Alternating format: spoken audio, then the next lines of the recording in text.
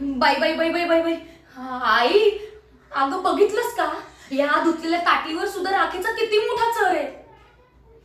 अगं आता ह्याच ताटलीमधून मी माझ्या लहानग्या श्रीरंगाला भात बनवणार होते ना. देवा, त्याचं काही कमी जास्त झालं असतं म्हणजे मी माझ्या घरच्यांना काय उत्तर दिली असती.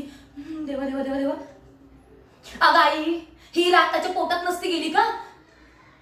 आणि एक मिनिट, हे काम आहे ना सकुवहिनीच असणार आहे. हे अशी वेंधळीपणे कामं तीच करू शकते. थांब आता.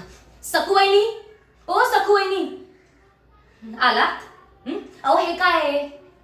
दिसत नाहीये? डोळे फुटले का तुमचे?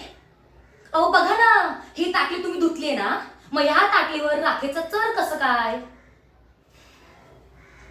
आई, अगं मला सुद्धा वाटतं की 4-5 दिवस मस्त माहेरपणाला जावं, आराम करावा. पण नाही, माझं कसलं एवढं भारी नशीब. मी इथे आली ना, ही बाया कामामधून अशी अंग काढून घेते, म्हणून सगळं मलाच करावं लागतं इथे पण.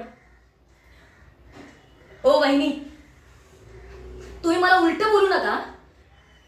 आणि जा, ही ताटली धुवा स्वच्छ आणि त्यात भात घेऊन माझ्या श्रीरंगाला भरवा जा.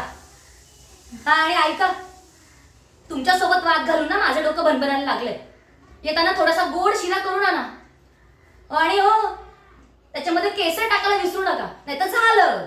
नाही, आमची बाई कसं सगळंच विसरते ना, एकही काम नीट करत नाही. अगं ए बाई, ताटली तर घेऊन जा, नुसती हात हलवत कुठे चालली आहेस? अगं आई, अशी काय आहे ग?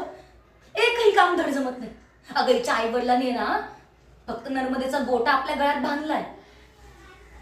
देवा, कसं होईल माझ्या आई वडिलांचं? अगं मी मुलगी तुझी, मलाच तर तुझी काळजी राहील, बाकी कोणाला राहील? सून म्हणजे सूनच असते. बरं जाऊ दे, मी आहे ना आता थोडीशी आराम करते, म्हणजे माझं डोकं जरा थांबेल. हा, आणि हो, ते आल्यावर मला उठव पण जरा.